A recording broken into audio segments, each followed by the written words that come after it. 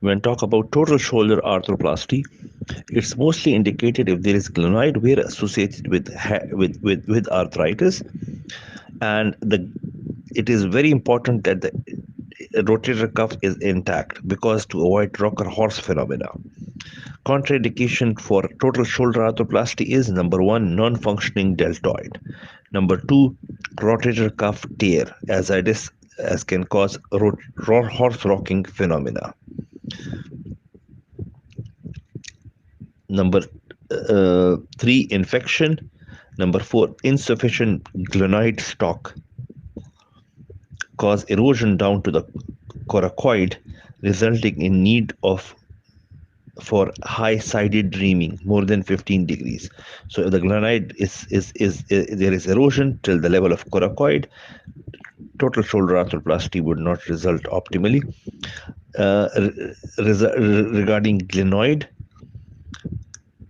it can be built up by iliac crust bone graft and not cement. It is only 1.5 centimeter deep. Glenoid component of the total shoulder arthroplasty is pear-shaped to match glenoid. Concentric reaming is important to improve contact. There are two types of design, peg design or keel design. Peg design are biomechanically superior to keel design because they counter shear stress at different levels.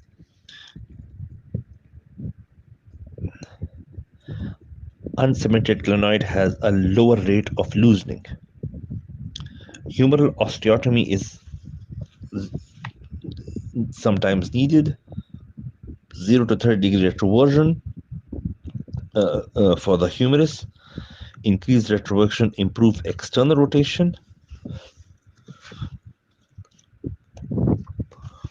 The complications of total shoulder arthroplasty is stiffness, malpositioning of component, glenoid erosion and loosening, humeral glenoid fracture, stem loosening, and subscapularis repair can fail with anterior shoulder instability. NICE guidelines says there is no difference between pain and function between resurfacing and total shoulder replacement.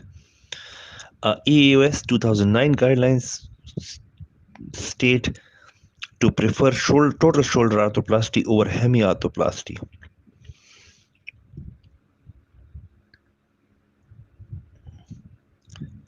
So at the end, glenoid is uncemented is better like acetabulum, and humerus same equally results for cemented or uncemented stems.